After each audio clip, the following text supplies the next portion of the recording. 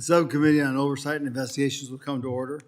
Without objection, the chair is authorized to declare a recess of the subcommittee at any time. The subcommittee is meeting today to hear testimony on unleashing America's mineral potential, the critical mineral commodity supply chain.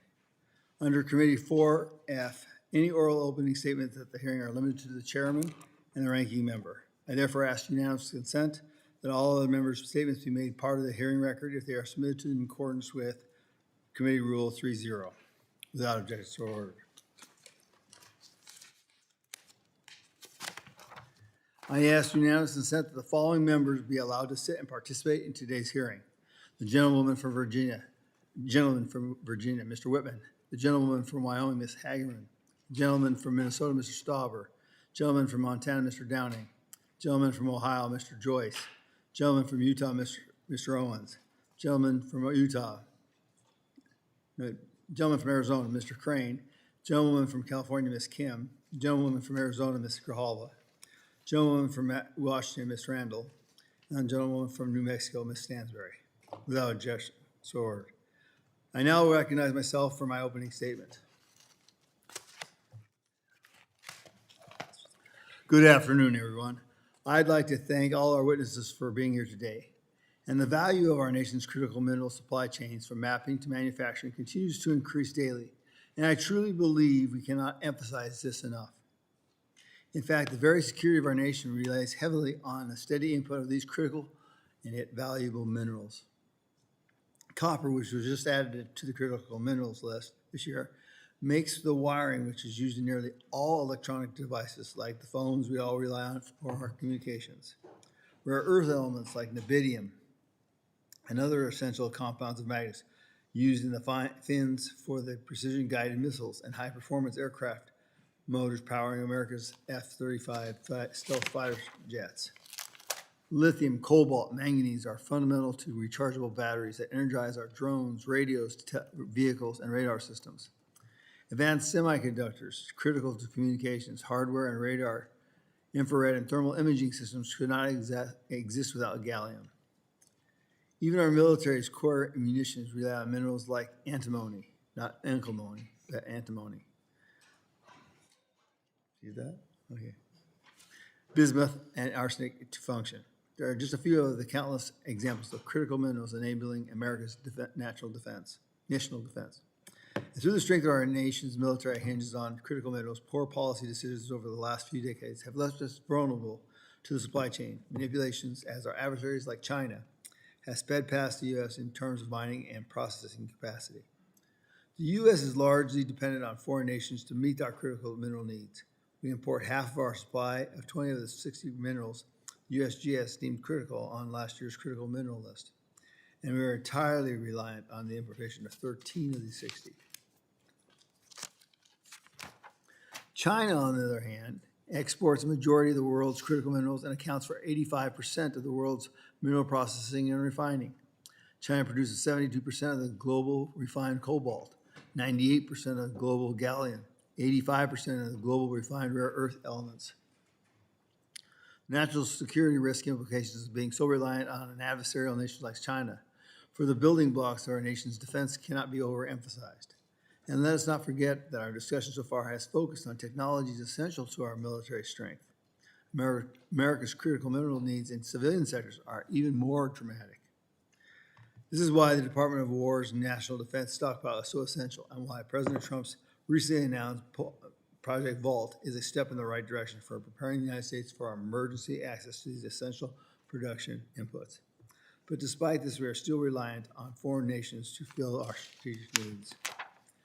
China has used its mineral supply to manipulate the markets, attempting to box the U.S. out from establishing and securing our domestic supply chain. That is why I introduced Amendment Number 141 to the fiscal year 26 NDAA, requiring the Secretary of War and the Secretary of Interior to report on the supply of our rare earth minerals, materials, and elements extracted, processed, and refined from secure sources of supply to develop and produce advanced technologies of the Department of War. If passed, it passed the House, but unfortunately it was cut out of the Congress language. To truly ensure national security, the United States needs to onshore as much mineral production and processing as possible, and quickly. The risks to national security, defense readiness, and economic prosperity are too high. The first steps to doing this are by showing the mining industry that the U.S. is open for business. We need permitting certainty. We need federal investment, but we also need a faster and better way than anyone else in the world to get this done. Through executive orders like Executive Order 14154, Unleashing Americans' Energy, and Executive Order 14241, immediate measures to increase Americans' mineral production, President Trump has utilized investment and development across the critical mineral supply chain to make America's mineral industry stronger and more resilient. Just like last week, we had a great success in my home state of Arizona. After years of frustrating delays, I think 31 to be exact, the Forest Service signed off on a record of decision for the Resolution Copper Project and also released an ERDA to the final EIS, which will allow the project to move forward. This project, which truly took decades in making, is estimated to supply over 1/4 of America's copper needs once it is fully online, with potential to produce up to 40 billion pounds of copper over 20 years, making Arizona once again the copper state. This is just one of the examples of the ways we can build out America's mineral production here at home. By bolstering America's mineral security, we will ensure our national and economic security. I look forward to our conversations here today with our great witnesses about how we can work towards securing America's mineral future. Thank you, and I now recognize Ranking Member Dexter for her opening statement. Thank you, Mr. Chairman, and thank you to our witnesses for being with us here today. Welcome to the latest in a long line of hearings in this committee during which we discuss the economics and national interest in securing critical minerals. Economics is about incentives, and the incentives this administration has built into its critical minerals program are clear. If you want a piece of America's mineral future, the most important qualification is a relationship with the President of the United States. To understand how this program operates, we have to start with Executive Order 14241, signed in March of 2025. That order directed federal agencies to stop requiring companies to prove their projects are financially viable before receiving public funds. It waived competitive bidding requirements and eliminated independent technical disclosures meant to verify whether a mineral project can produce what it promises. With one executive order, the administration dismantled the essential safeguards designed to force an honest answer to a basic question of public finance. Is this a good use of taxpayer money? The answer, it turns out, was inconvenient, so the administration stopped asking it. The consequences were immediate and predictable. Shortly after Donald Trump won the presidency in 2024, Don Jr. announced he would join as partner at 1789 Capital. 3 months after he invested in Vulcan Elements through that firm, his father's administration committed $670 million in federal loans and equity to that same 30 employee startup, making this one of the largest loans the Pentagon's Office of Strategic Capital has ever made. The disclosures that would have required an independent assessment of that investment have already been waived. Making matters worse, no conflict of interest has been made public, and no recusal determination exists in the record. And this is not an isolated incident. When you remove the rules that require competitive procurement and independent verification, you create a system where connections matter more than merit, and where taxpayers are left holding the risk. The pattern with MP Materials demand the same accounting. The Pentagon invested $400 million and bypassed competitive bidding entirely, meaning there was no independent review of whether this deal was worth what the taxpayers are paying for it. I wish I could say these cases of highly suspicious equity investments using taxpayer money are the exception, but they are not. And this is exactly why the Oversight and Investigations Subcommittee exists. It is our job to follow the money, to examine these deals, and to determine whether taxpayer dollars are being used responsibly or whether they are being steered toward politically connected interests. We have established this industry as being of critical national interest. The president agrees. And when processes are expedited and rules are waived, it is our job on this committee to make sure that it is done for the American people, not for Donald Trump and his inner circle. The American people deserve to trust that Congress will prioritize their interests above that of the rich and well-connected, even when that person of interest is the president's son. I implore my Republican colleagues to put aside ideology and do what's right here today and truly ask these witnesses about these deals that have been embarked upon and certainly need to be proven to be in the taxpayers' best interest. Thank you, Mr. Chairman, and I yield back.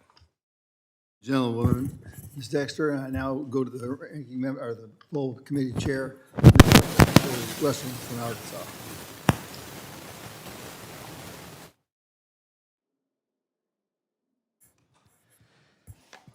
Well, thank you, Chairman Gosar, and thank you to the witnesses for being here today. Understanding the entire supply chain of critical minerals is critical to both our economic and national security, from mapping availability to manufacturing in-use products. The necessity of these minerals literally cannot be overstated, as they present in everything, or they're present in everything from phones and laptops to our national defense systems. Mining contributes significantly to America's GDP. In 2025, the total value of non-fuel mineral production in the United States was $112 billion, which was an increase from $106 billion in 2024 for fiscal year 2025. Those non-fuel mineral production products went into our GDP and provided as over $4 trillion of value, or 13% of our GDP, can be traced back to these non-fuel minerals.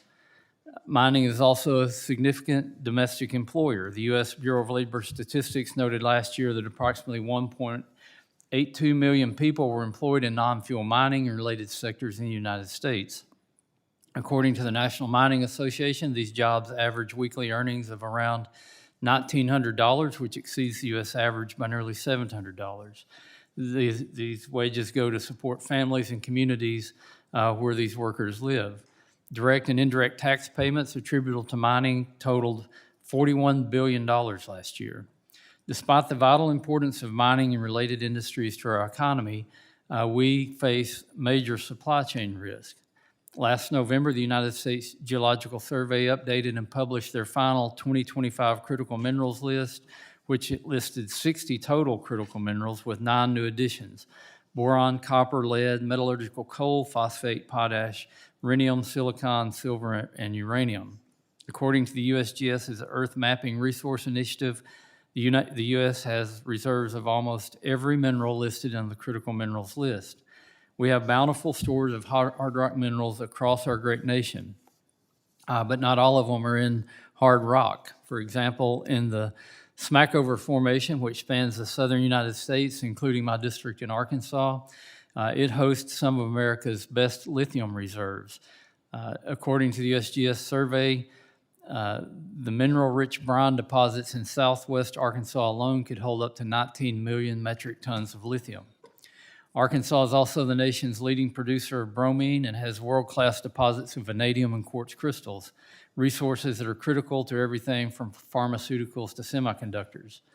Yet the United States mineral production and processing capabilities significantly trail those of our adversaries due to decades of poor permitting policies and legislative restrictions.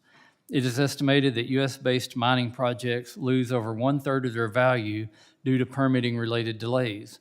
Moreover, NEPA is the most frequently litigated environmental statute.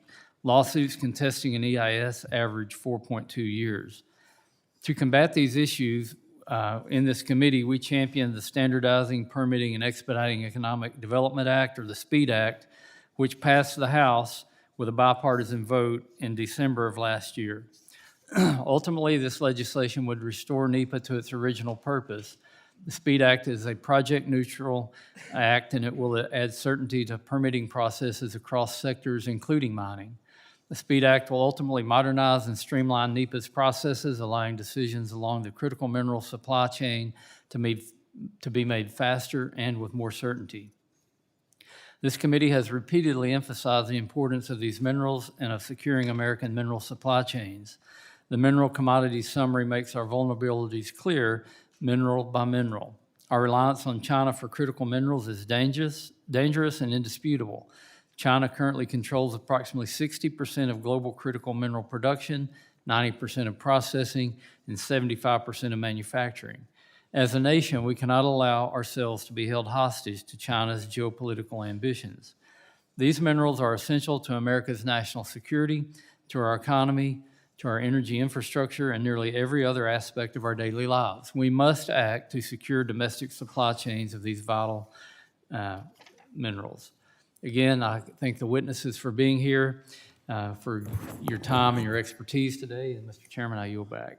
Thank you, Chairman Westerman. I now recognize the ranking member for the full committee, Mr. Jared Huffman, for his 5 minutes opening statement. Thank you, Mr. Chairman. So we're here in the Subcommittee on Oversight and Investigation. That is the title of this subcommittee, and the mandate is to follow the money and to ensure that the executive branch is working for the American people, not just the president's well-connected pals. But when you look at the majority's agenda today, you would never know that we are facing a culture of corruption that is poisoning the very supply chains that we say we value. We know we need to build them up in order to compete with China. The majority wants to talk about unleashing potential. That's a fine phrase. It sounds good. But they're refusing to talk about the blatant self-dealing that is being unleashed by this administration, which undermines our competitiveness and makes a mockery of this statement about unleashing our potential. The evidence shows a clear and consistent pattern here. Billions of taxpayer dollars are being steered to companies with direct ties to the president's political inner circle with minimum transparency, if any, no competitive bidding, and no meaningful congressional oversight. Absolute crickets from the Republican majority in Congress in the face of some of the worst executive branch corruption we have seen in the history of this nation. I want to give you an example. Vulcan Elements, the ranking member, talked about this.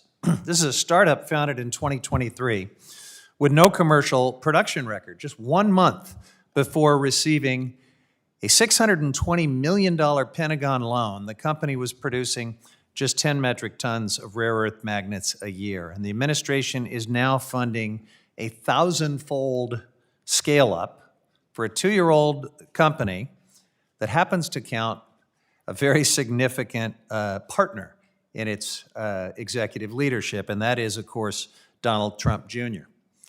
And J.D. Vance has allies that are primary investors in this company. No public analysis, no competitive process, just a huge pile of taxpayer dollars out the door. Now, let's be clear. Public corruption is bad for business. When contracts are awarded based on political relationships rather than merit, more competitive and efficient companies are crowded out, innovation stalls, and the deals that do get made tend to collapse under the weight of litigation, controversy, community opposition, operational failures. We cannot unleash our potential in this space by turning our nation's mineral policy into a windfall for the president's family and friends while sticking American taxpayers with the bill. Now, fortunately, there's a better model, and we already built it. Through the Inflation Reduction Act and the CHIPS and Science Act, the previous administration built a supply chain strategy that was transparent, that was competitive, that was designed to last and to have integrity. It required technical verification, preserved competitive procurement, kept congressional oversight intact. That's what serious industrial policy looks like.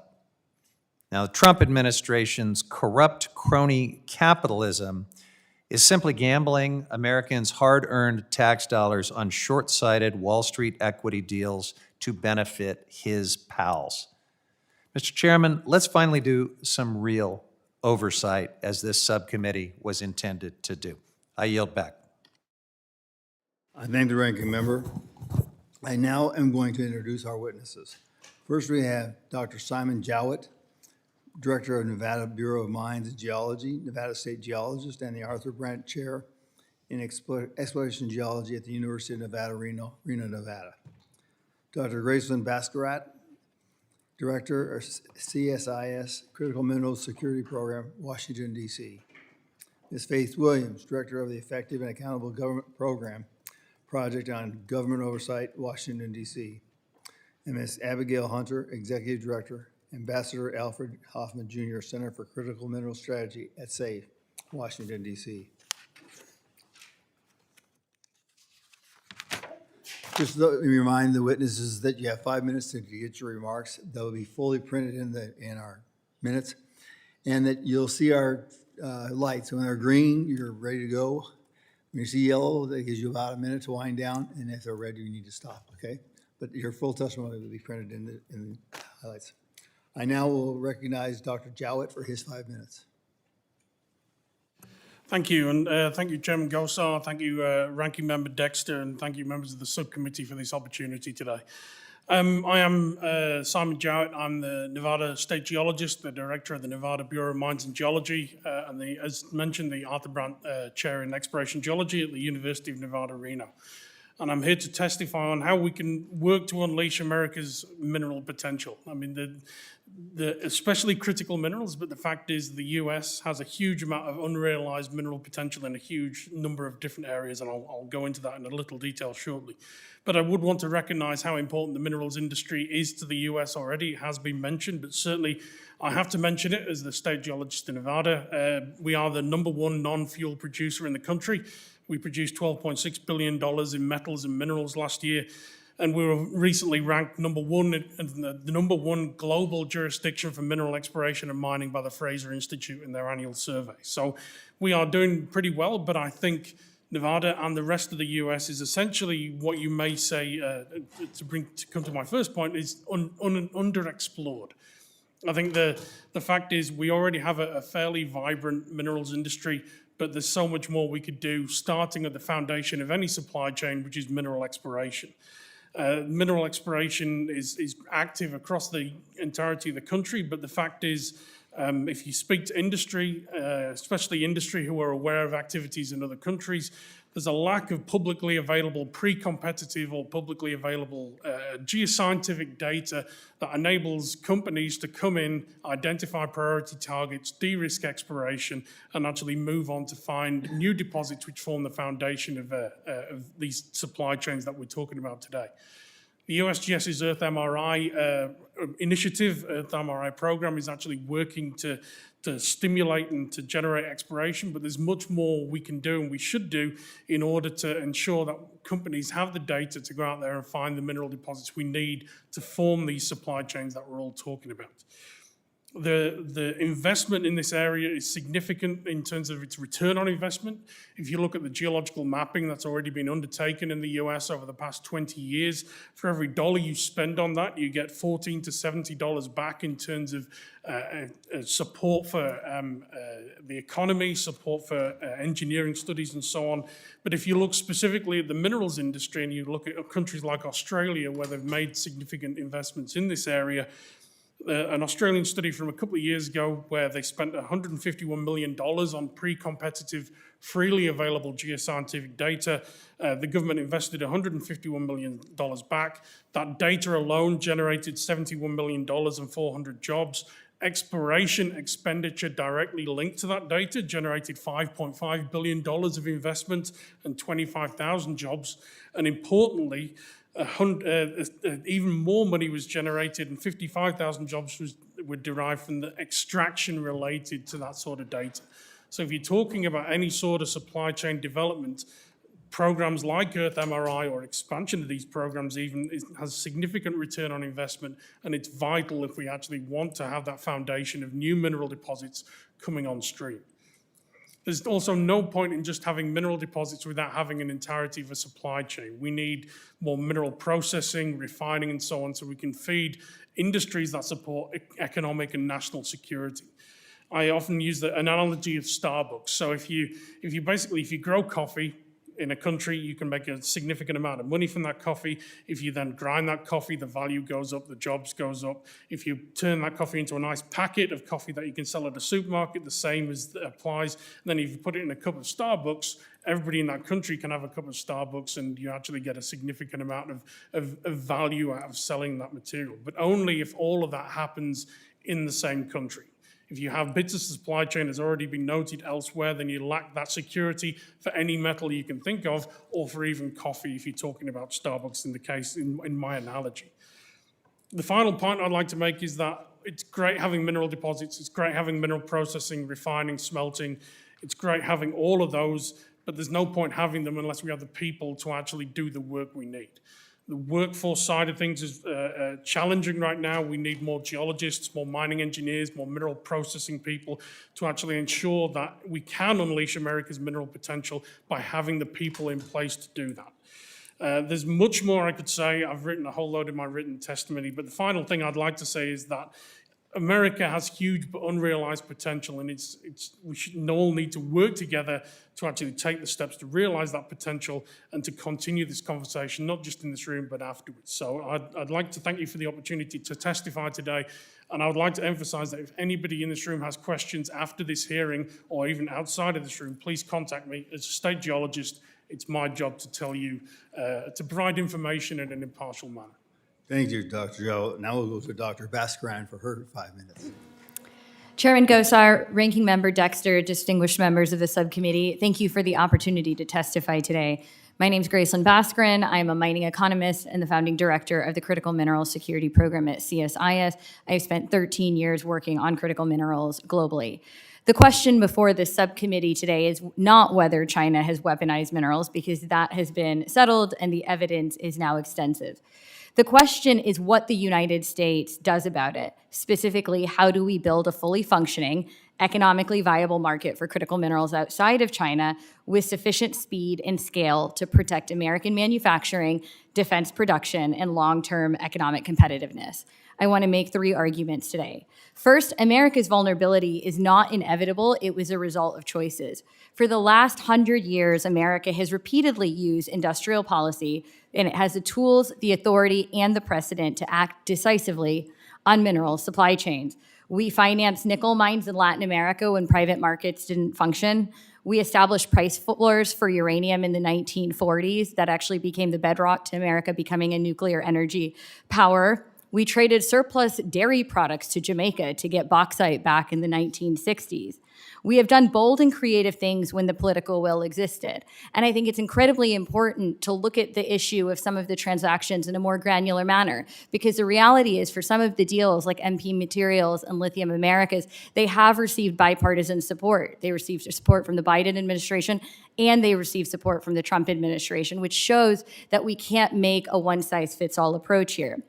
But what we've also done over history, if you look at industrial policy repeatedly, is dismantle those mechanisms when the crisis passed, and we paid the price the next time. Between 1990 and 2024, the inflation-adjusted value of our national defense stockpile dropped from $25 billion to $900 million because we got a little bit too comfortable after the Cold War. The second thing I want to point out is that supply-side intervention alone will not solve this. Permitting reform is incredibly important, but a mine that doesn't have a buyer at a viable price will not stay open, regardless of how quickly it receives its permit. We need a more systematic approach, integrating the full supply chain from mine to manufactured good. The CHIPS Act, an incredibly important piece of legislation, is the clearest example of what happens when we don't take a systems approach. Despite allocating $280 billion to semiconductor manufacturing, there wasn't a dollar allocated to securing the minerals we need to manufacture those semiconductors.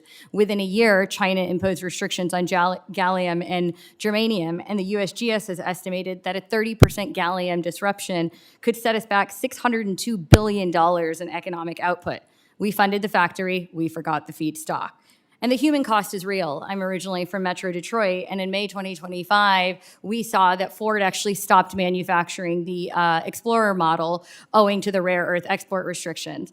The reality is that the 15 major automakers operating in the US employ 388,000 Americans, every one of them exposed to these supply chain disruptions, reinforcing that a mine without a refinery is a stranded asset and a refinery without a manufacturer is a stranded asset. We have to take this whole supply chain. And third, we need to build resilient markets, but these take time. China can impose restrictions in days. Project Vault, the new strategic minerals reserve announced in February, is a serious and well-designed mechanism to close that gap. But it was created by executive action and it needs statutory foundation. The Strategic Petroleum Reserve has survived 50 years and 12 presidents precisely because it was created with a statute. Project Vault deserves the same protection. So let me close quickly with 3 recommendations. First, we need to pool allied demand. The United States is a consumer of these minerals. We consume between 1% and 5% of the world's rare earths, nickel, cobalt, gallium. We need to work with our allies. Australia, EU, Japan, South Korea, UK, India. We can create a market of 2.6 billion consumers. And we have frameworks, the Forge framework, for example, once the Mineral Security Partnership, to do that. Second, we need to create an industry-agnostic sourcing mechanism. The Inflation Reduction Act was a really strong foundation, but it only was eligible for clean energy technologies. At the end of the day, whether you are a semiconductor company securing gallium, whether you are a defense company securing tungsten, whether you are an auto manufacturer getting rare earths, you should be eligible for the same incentives because we need to pool that demand. China's export controls don't discriminate by end use. Our policy measures shouldn't either. And finally, we need to give Project Vault statutory authorization. Executive action is not a sufficient foundation for economic security. Congress should codify it just as it did the Strategic Petroleum Reserve in 1975, because it offers a real avenue to our economic security at a time when minerals weaponization threatens that. Thank you, and I look forward to your questions. Thank you, Dr. Basker. And now I'm going to introduce Ms. Williams, and you're acknowledged for your 5 minutes. Good afternoon, Chairman Gosar, Chairman Westerman, Ranking Member Huffman, Ranking Member Dexter, and members of the committee. Thank you for inviting me today to testify. My name is Faith Williams, and I'm the director of the Effective and Accountable Government Program at the Project on Government Oversight. POGO is a nonpartisan, independent watchdog that investigates, exposes, and champions reforms on systemic corruption, abuse of power, and waste. For decades, POGO has investigated oversight into the oil, gas, and mining industries, exposing corruption and ethics violations. Danielle Bryan, our president and executive director, served as the civil society co-chair on the Federal Advisory Committee tasked with implementing the Extractive Industries Transparency Initiative in the United States. Securing the nation's access to critical minerals has been a priority for recent administrations of both political parties, and President Donald Trump has recently expanded the scope of the government's involvement in this industry by investing federal funds directly into companies that mine critical minerals. Absent sufficient ethics, transparency, and oversight measures, however, POGO is concerned about the implications raised by this shift. We believe that additional guardrails must be implemented to ensure those equity stakes don't raise costs to taxpayers, increase the likelihood of corruption, or harm competitive industry markets. First, when it comes to critical minerals, taxpayers already get an unfair deal. Under the 1872 General Mining Law, taxpayers receive no royalties from the extraction of hard rock minerals on publicly owned lands. Second, an executive order for March 2025 largely shielded critical mineral deals from congressional scrutiny. It also ordered federal agencies, to the extent permitted by law, to rescind policies that required applicants for loans, grants, or equity investments to disclose information to agencies about the economic viability of their mines. Third, several agencies involved in deals to secure critical minerals, including the Departments of Defense, Commerce and Energy, and the U.S. Export-Import Bank, have seen their inspectors general fired. Equity deals raise a number of concerns. What measures are in place to prevent risky investments? Who monitors these investments? How will the government report on these equity stakes going forward? What is the exit strategy, if any, for these deals? Or if these investments succeed, how will taxpayers realize monetary gains? Government investments necessarily create a myriad of ethics concerns, including questions of impartiality, the danger of government officials steering business to a company for their personal or private gain, potential disincentives to report fraud, waste, or abuse, and potential organizational conflicts of interest. Here's a recent example. In January, the Department of Commerce signed a letter of intent with USA Rare Earth that would give the government shares in the company in return for direct funding and loans. The deal required USA Rare Earth to secure private funding, and it hired the financial services firm Cantor to lead fundraising.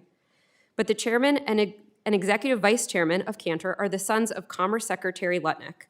Before joining the administration, Secretary Lutnick himself was Cantor chairman and CEO, and when he resigned, he transferred his stake in the company to his children. It's certainly possible there is no corruption here, but the administration has not operated so transparently as to rule out a conflict, or at minimum, the appearance of one. It has not made clear how companies were selected for investment, for example. It has not specified what, if any, procedures are in place to prevent conflicts of interest when agencies issue permits, set regulations, or make contracting or procurement decisions involving companies in which the government has a stake. Corruption, or the appearance thereof, is bad for business. It can limit investment, increase costs, and undermine public trust. But the potential harms don't end there. Absent clear transparency and ethics regulations, it would be easy for officials to provide sweetheart deals and a competitive advantage to companies in which the government has a stake. The government favoring a single company as a national producer in a specific sector runs the risk of stifling competition and innovation, and agencies could interfere in corporate decision-making. There are strong arguments for protecting the United States supply of critical minerals, but before the administration started buying up stakes in critical mineral mining companies with limited transparency, ethics guardrails, or oversight, it already had a multitude of tools to help secure these commodities via long-established and more transparent means, including the Defense Production Act and federal contracting procedures. If the administration wants to be more bold or creative, it should work to request authority from Congress to do so. In the meantime, we appreciate opportunities like this to raise our concerns. We urge Congress to engage in robust oversight over these deals, and we are glad to work with any member of Congress on both sides of the aisle on improving transparency and reducing waste, fraud, and abuse. Thank you very much, Ms. Williams. I now recognize Ms. Hunter for her 5 minutes. Chairman Gosar, Ranking Member Dexter, Ranking Member Huffman, and Chairman Westerman, and all the members of the committee, thank you for the opportunity to testify today. To truly unleash American mineral potential, we must think about mineral supply chains in their entirety. To complement my co-witnesses' testimonies, I will focus on the national security dimension of these supply chains and what they mean for the defense industrial base. Minerals become strategic advantages when transformed into aircraft, satellites, semiconductors, batteries, and advanced weapon systems. Strengthening that supply, from resource development to industrial capability, must be a central priority for U.S. economic and national security. 3 structural realities should guide that effort. First, the defense industrial base depends on mineral supply chains that are sustained by commercial demand. Second, as the United States moves to expand domestic mineral production, scaling supply chains takes time. Third, China's influence over mineral supply chains shapes how global markets operate today. It does not matter whether we're talking about a relatively small and concentrated market like that of rare earth elements, which are essential for communication, sensors, computing, and military systems, or a large, diversified market like copper that underpins everything from power systems to munitions and military wiring, or even an emerging market like lithium that's used in batteries to support drones and backup energy across defense systems. These materials are all unique and critical to national defense, but their demand alone for defense is often only a small driver of their market. At the end of the day, these markets rise or fall with commercial demand. That means policy must enable commercial scale investment and ensure manufacturers and global companies prioritize purchasing from domestic and secure sources. Because it does not matter how many mines or processing facilities we build if no one is qualifying and buying the material for the industrial base on which defense needs must scale in a crisis. Even if we get the demand side right, the second reality is that scaling mineral supply chains across extraction, processing, and manufacturing develops over decades. Not years, not months. Developing a new mine can take 10 to 15 years. Some studies even find that it can be closer to 29 in the United States. Processing facilities require years of engineering, construction, and commissioning, and then materials need to go through rigorous qualification, testing and certification to meet the performance and safety requirements before they can be used in advanced technologies like aircraft engines or fighter jets. This lengthy timeline, matters because the geopolitical risks are moving much faster. Recent conflicts have shown how quickly advanced weapons inventories can be depleted. But replenishing them is not just a matter of funding production lines. It depends on underlying material and processing capabilities that takes years to build out. This means the U.S. cannot wait until a crisis to act. Capacity must be built in advance. The timing challenge becomes more acute as the supply chains scale within markets that China has already shaped to their advantage. Over the past several decades, China has built dominant positions, not just in mining, not just in manufacturing, but in processing, the true choke point of these supply chains. This allows China to influence global supply at will. Export controls on materials like gallium, germanium, and rare earth elements demonstrate how access can shift overnight. Yttrium is the most painful and somewhat recent example. It is used in thermal barrier coatings that allow turbine engines to operate at high temperatures required for modern aircrafts, gas turbines, and missile systems. There is no practical substitute. When China restricted exports, U.S. imports dropped sharply, and manufacturers are facing shortages, despite growing demand in both the defense and commercial sectors. This illustrates the broader challenge. Supply chains take years to build, but concentrations and control mean disruptions can happen instantly. Policy must therefore shift from reacting to disruptions to shaping the supply chains in advance. That means supporting commercial demand, reducing investment risk through tools like tax credits and financing, encouraging diversification through sourcing requirements and allied coordination. It also means permitting reform, not just to speed up projects, but to provide clarity, predictability, and durability for long-term investment. Finally, allied collaboration is essential. The fastest way to reduce dependence on adversaries is to partner with friendly countries that already have mining and processing capacity, while simultaneously building our own. Strengthening mineral supply chains for national security requires strengthening the broader industrial base that sustains them. Thank you, and I sincerely look forward to your questions. I thank the gentlewoman, Ms. Hunter, for her testimony. They've called votes, so we're going to the questions on the dais. So we're going to do one, and then we'll take a recess, and we'll be back at 3:30. So we'll start with the gentleman from Arizona, Mr. Crane, for his 5 minutes. Thank you, Mr. Chairman, for allowing me to wave on today. I want to say thank you to our panelists for attending. Copper has long been a backbone of America's economic strength, but today it is also a pillar of national security.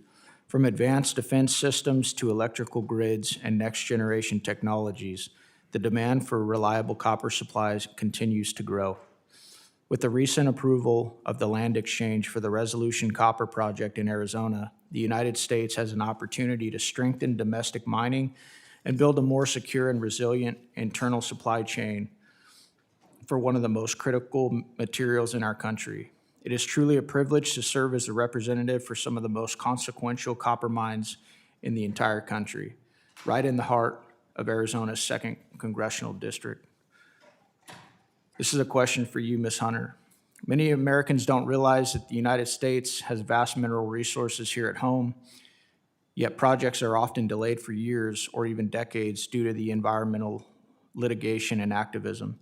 How do far-left environmental activists help mineral-rich adversaries like China, Russia, and Iran maintain mineral dominance and slow down our own mining projects that ultimately force the United States into greater reliance on foreign countries for critical minerals?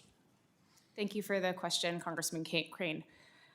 First, it is very important to recognize the committee's work to reform our permitting systems, which are absolutely necessary for unlocking the resources in your states and others across the country.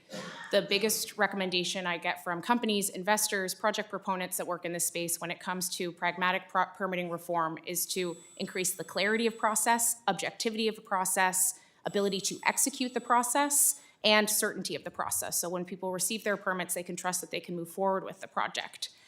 We also have higher standards in these countries that need to be adhered to and should be seen as a competitive advantage when developing the sector. Other jurisdictions maintain high standards and sometimes even higher standards, places like Australian states and Canadian provinces, and yet they can move much faster than the United States in ensuring permits are given and, again, respected.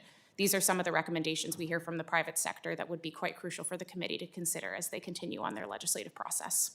Thank you. My next question is for Dr. Bhaskaran. For anyone unaware, Arizona is called the Copper State. With that legacy in mind, how important is Arizona's mining sector to maintaining America's leadership in copper production? Thanks so much for your question, Congressman. You know, Arizona's copper is going to be crucial. When you look at the future of the U.S. economy, it is so deeply linked to copper. When you think about the amount of energy we need to build out the transmission lines, that's copper intensive. When you look at the fact that copper is the second most used mineral by weight in defense technologies, you realize that the future of demand is really hinging on Arizona. We have had a structural shortage of copper, and we are going towards a global cliff. It is really difficult now to uncover a tier 1 deposit and get it online. So when you consider that, Arizona is crucial, but we also have to remember that we have a shortage of copper smelting capacity in the midstream. We are already a net copper exporter here in the United States. So if we are to get serious about building that mine to manufactured goods supply chain and mobilize as many of the benefits here at home, we're also going to have to think about innovative financing solutions for copper smelting, which isn't currently a profitable endeavor. Thank you. Would you agree that Resolution Copper has the ability to produce about 25% of the nation's copper? That's right. It'll meet 25% of our copper demand, which is going to be a game changer when we think about how much we're going to be building, especially for the sectors of the future, like data centers and AI. However, again, we don't want to send that 25% of copper out of the United States. We need to start building smelting capacity here now. Thank you. The conversation around critical minerals ultimately comes back to a simple question: whether the United States will produce the resources it needs here at home or continue to depend on foreign supply chains. From an America First perspective, why is it so important that the United States prioritize domestic mining for critical minerals like copper? And I'll let it, Dr. Jewett, if you want to handle that. Jowett, sorry. Jowett, yeah. So I think the development of domestic supply chains is vital for a number of reasons. Obviously, there's national economic security, but every supply chain you develop here for critical metals of any type, you're going to have added jobs, added employment, added tax revenue, added knowledge base on how to do everything along that supply chain. And I think, it's beholden on us to think about these things and think about them, as one of the other witnesses mentioned, now rather than before. We need to think in advance and develop these things for those national and economic security reasons.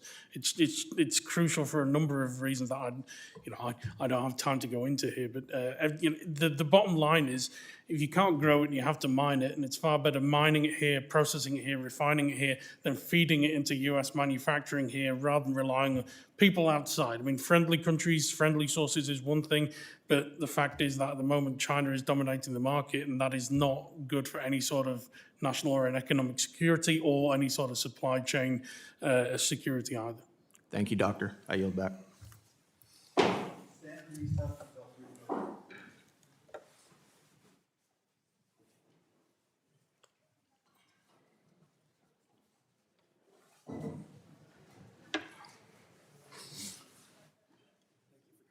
Thank you. Appreciate it, man.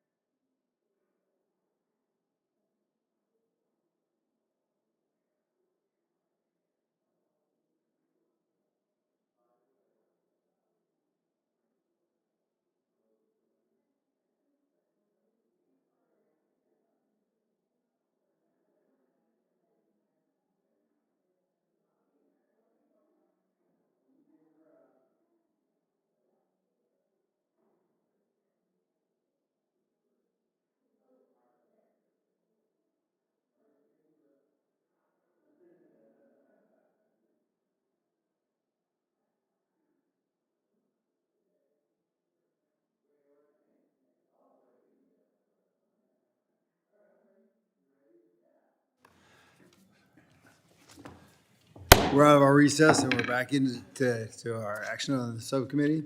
And the ranking member will now be acknowledged for 5 minutes. Mr. Huffman for 5 minutes for his questions.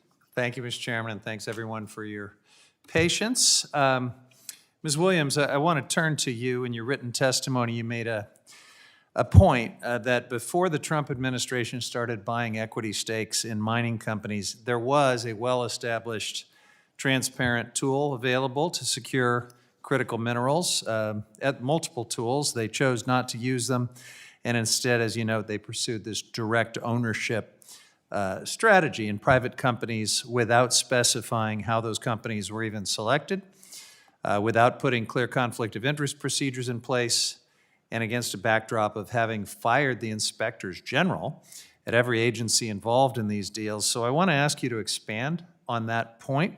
In your professional opinion, what are the risks to American taxpayers when the federal government does things like this, when it stops being a neutral regulator and becomes a direct financial partner with companies that it is supposed to oversee? How as well does risk sharing between the government and private industry affect the likelihood of corruption and the integrity of competitive markets?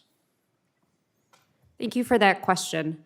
In order to make determinations about conflicts of interest, the appearance of conflicts of interest, possible corruption, we need transparency, and that's what's really lacking in many of these deals. To your point, when it buys an equity stake, the government simultaneously occupies multiple roles with respect to the same company. So it is a regulator, it's a customer, a shareholder, it's possibly also providing a grant or a contract or a loan. That's a lot of hats for one agency to wear with regard to the same company. And it creates risks for taxpayers, and it also creates risks for the business or businesses themselves. I will just say that we need more transparency with these deals at these times versus less. Yeah. Thank you. I want to ask you about Trilogy Metals specifically. The administration recently finalized a $35.6 million federal investment in Trilogy Metals to support exploration in Alaska, while simultaneously fast-tracking a $1.4 billion road project to the same site. And records indicate that a senior White House economic advisor who held a significant equity position in the company saw the value of his shares increase by about $70 million before he ultimately divested. So from an ethics and oversight perspective, how do personal financial windfalls of this magnitude for sitting administration officials affect public confidence in the integrity of our federal industrial policy? I'm sorry, I kept my mic on. Apologies. There's a reason why our current ecosystem of ethics laws that exist in a number of different spaces talk about not just conflicts of interest, but the appearance of conflicts of interest. It is really important that taxpayers have faith and trust that their government is spending their money wisely. I want to also ask about Vulcan. Donald Trump Jr., named partner in 1789 Capital in August of 2025. They took an equity stake in Vulcan. 3 months later, the administration commits $620 million, the largest loan that the Pentagon's Office of Strategic Capital has ever made. And it went out without competitive bids, without the technical disclosures that are used to verify whether a project is even viable before public money goes in. That was waived. So, Ms. Williams, should the American people be concerned that the president's son has a financial stake in a company that just received this huge windfall from the Pentagon? Yes, I think there's cause for concern when any close family member or close political ally to whoever is the president appears to have benefited from a decision that the government makes. And I will also add that Altimeter Capital, whose CEO is a political ally of President Trump, led the funding round shortly before the deal in which 1789 Capital invested. And then a later fundraising deal was led by 1789 Capital. So there's a lot of overlapping, a lot of the same names that seem to pop up here. Yeah. Thank you very much. I yield back. I thank the ranking member. I now look to the gentleman from Wyoming, Ms. Thank you. Thank you. Ms. Hunter, I'm going to go to you first. You have mentioned how, quote, the defense industrial base depends on commercial markets to justify large-scale investment in mining, refining, and advanced material production, end quote. In your written testimony, you also talk about the importance of policy tools that encourage the private sector to diversify from adversarial sourcing for critical minerals. As we know, American mineral and energy dominance is necessary to sustain our modern economy and national security, and that starts with mineral exploration and timely processing of permits and federal requirements to develop and explore mineral resources. I have appreciated the testimony that you have provided today talking about the importance of things such as the SPEED Act and being able to permit things more quickly. Permitting and NEPA delays on even a small mineral exploration effort with minimal impact slows down projects by upwards of 2 years before the projects even get into full development. And these delays cost developers well before they start mining operations. My bill, H.R. 7458, the Domestic Ore Act, works to ensure regular requirements across agencies for mineral exploration, which would help us to speed up our domestic ore development and exploration. How would you, Ms. Hunter, suggest the U.S. government expand its commercial base for critical minerals and execute a deterrent strategy against China? Thank you for the question, Congresswoman. I think both Ms. Bascarin and I, Dr. Bascarin and I, have talked about a couple of different recommendations. And in my written testimony, specifically, we talk about sourcing provisions, requirements around provenance of minerals for the defense industrial base, which you alluded to. These types of provisions are absolutely crucial because, as we've heard many times in this hearing, unless you have manufacturers who are the backbone of this country purchasing the materials from the secure sources, the most secure of which is the United States, we're not going to be able to justify these very intensive upfront capital investments for exploration, mining, processing, refining, smelting. So making sure that you are lassoing the end user of these supply chains to these positively produced, responsibly produced sources in the U.S. and allied jurisdictions is always a #1 recommendation of mine. When it comes to getting investment into these projects, money obviously always flows to the easiest path. And so making sure that the permitting reforms are done in a pragmatic way that provide that certainty, you will see increased capital intensity towards the projects, again, the responsible projects that we would like to see produced. Well, I sure hope that the folks in the Senate are watching this hearing today and listening to your testimony in that regard.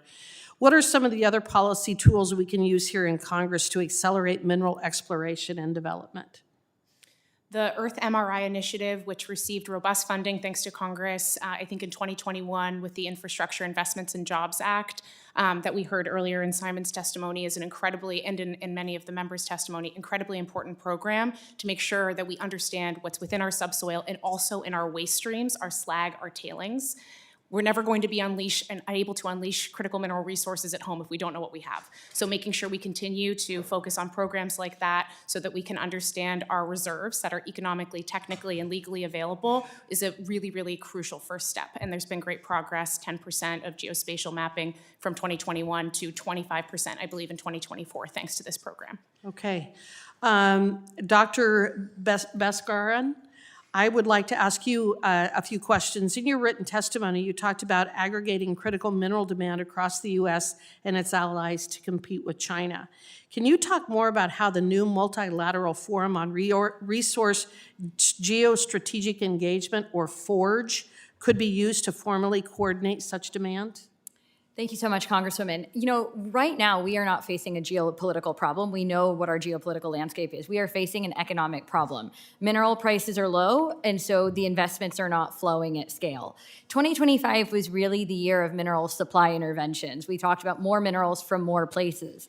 But if I increase supply without increasing demand, that continues a market disequilibrium where prices are low and we can't compete with China. So we do need to think about how to increase demand, and there's really 2 avenues that you could see that. The first is thinking about almost like a buyer's club, right? In traditional capitalism, you buy from the cheapest source of minerals. Unfortunately, the cheapest source of minerals is often China. So you need to create an incentive to source within forage countries. And this is where things like tariff relief for our allies is really important. We are sitting on a surplus of copper here in the United States. Japan has over 1 million tons of excess copper smelting capacity, whereby our copper could go there and then it could come back for manufacturing. So addressing the tariff and non-tariff barriers between forage is really crucial, number one. The second thing was aggregating different industries. Defense may be the most important industry, but it often uses less than 0.5% of these commodities. So ensuring that we are working with industries across from our automakers to our defense companies to our chips manufacturers is going to be crucial to, again, economies of scale. So we need to make sure we're addressing the trade barriers that exist within forage countries so that it's not just a form of handshake diplomacy, but that it actually can do something. Well, and all of that sounds very good. I am out of time. I am hoping that you all have perhaps some ideas of legislation that we can be pursuing to do exactly what you're describing. With that, I yield back. Thank you. I think the gentlelady from Wyoming, the ranking member, the gentlelady from Oregon, Ms. Dexter, acknowledged for her 5 minutes. Thank you, Mr. Chair. Ms. Williams, thank you for being here. The Department of Commerce committed over $1 billion to USA Rare Earth before the company even completed its foundational feasibility study. To raise the private funding, the deal required USA Rare Earth hired Cantor Fitzgerald, a firm now run by Commerce Secretary Lutnick's own son. In other words, Secretary Lutnick approved federal investment in a company that was simultaneously paying his son's firm to raise money for that same deal. In your professional opinion, does a cabinet secretary who approves a federal investment in a company that then hires his son's firm to raise capital have a conflict of interest that should have disqualified him from that decision? Thank you for the question. It certainly raises the appearance of a conflict of interest and points to a lack of transparency around the deal. I believe in this instance that we don't know if there was a disclosure or not. And that's true for some other deals that I've heard discussed as well. Without even knowing the terms and specifics of the agreements, it's hard to even answer that next question, but it certainly creates an appearance. And that appearance is something that I raised in my opening statement. So let's talk about Donald Trump Jr. He is a named partner at 1789 Capital. He told reporters he is personally involved in deciding where that firm invests. In August 2025, 1789 Capital took an equity stake in Vulcan Elements. 3 months later, the administration committed $620 million to that same company, the largest Pentagon loan of its kind, with no competitive process and no independent verification, and no conflict of interest review anywhere to be found, similar to Lutnick's. Despite the silence from my Republican colleagues, Democrats are committed to conducting oversight. And last month, Ranking Member Huffman led committee's Democrats in a letter demanding documents and briefings on the Vulcan deal. So far, the administration has failed to cooperate. Yet not long ago, House Republicans spent 2 years and millions of dollars investigating Hunter Biden on the theory that a president's son profiting from his father's office requires congressional investigation. Ms. Williams, given everything we've discussed, do you think this committee should investigate Donald Trump Jr. and the Vulcan deal? POGO is concerned with all levels of conflicts of interest when it comes to family relationships and actions by the government, especially when those family members are in positions of power. We've long called for stronger ethics rules and more transparency. We would support investigating any and all conflicts of interest or potential conflicts of interest. Thank you for that. And I agree. And we've run out of other options. We are done waiting for Republicans to fulfill their responsibility to conduct oversight. Donald Trump Jr. must be made to answer whether the president's son illegally profited from his father's presidency. Mr. Chairman, pursuant to Clause 2K6 of Rule 11, I move the committee subpoena Donald Trump Jr., Acting Director of the DoD Office of Strategic Capital Patrick Witt, and Vulcan CEO Ronnie Pruitt to provide hearing testimony as soon as possible, but no later than April 22, 2026. We're going to take a quick recess for just a minute, please.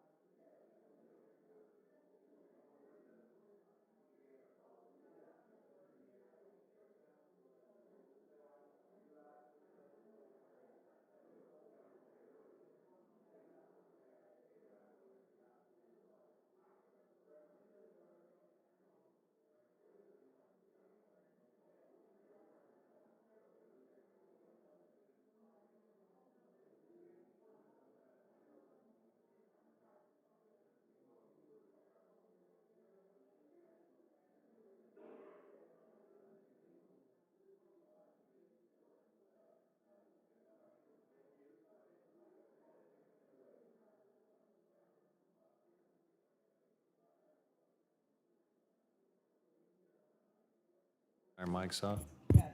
Oh, no.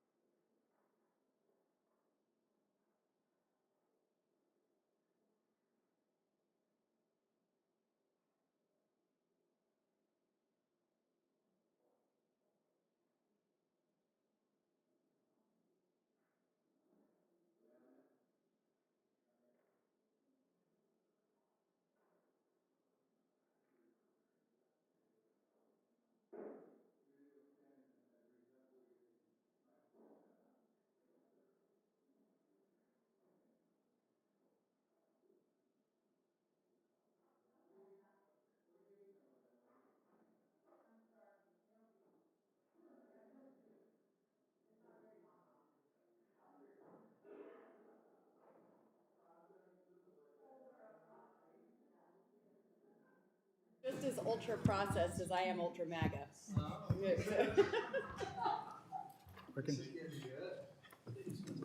Testing. Yeah, it's on.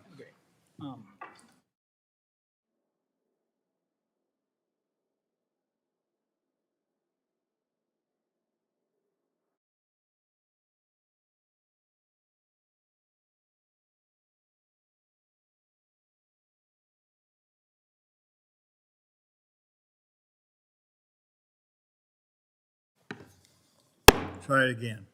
The committee will come to order, seeing the evidence of a quorum. We will now return to the gentlelady's motion to subpoena. In accordance with Rule 11, Clause 2K6 of the Rules of the House of the Representatives, I move to table this motion. Question is a motion on the table. All those in favor say. And Mr. Chairman, my parliamentary inquiry is, what are you afraid of? There can't be a question. We're not It's a entertaining parliamentary inquiry. What are Right. you afraid of, taking Well, this extraordinary you either move take it out of here to or shut down debate and prevent a vote on this motion that is so squarely within The the committee will come purpose to of order. this committee? All those in favor of tabling this motion say aye. Aye. Those opposed? No. The ayes have it. I request a recorded vote. A recorded vote has been requested. The clerk will now call the vote.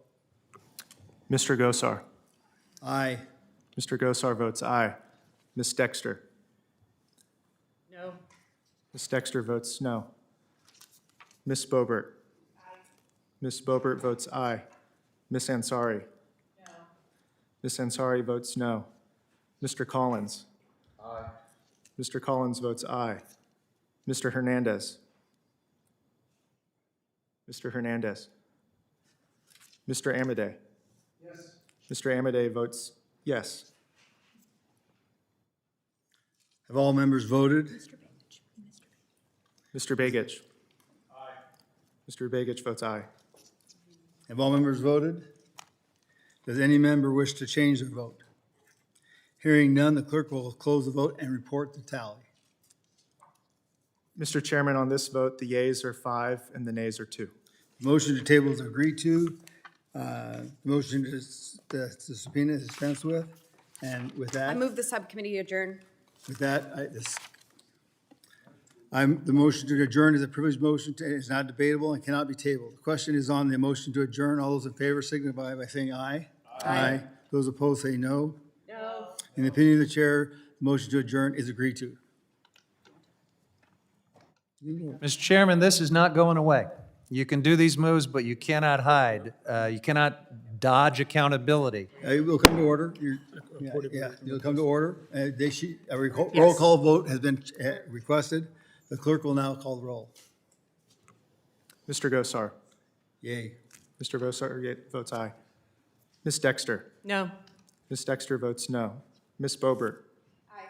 Ms. Boebert votes aye. Ms. Ansari. No. Ms. Ansari votes nay. Mr. Collins. Aye. Mr. Collins votes aye. Mr. Hernandez. Mr. Hernandez. Mr. Amade. Yes. Mr. Amade votes yay. Mr. Begich. Aye. Mr. Begich votes aye. Have all members voted? Does any member wish to change their vote? Hearing none, the clerk, the motion to adjourn is not agreed to, and it is agreed to, and it stands adjourned.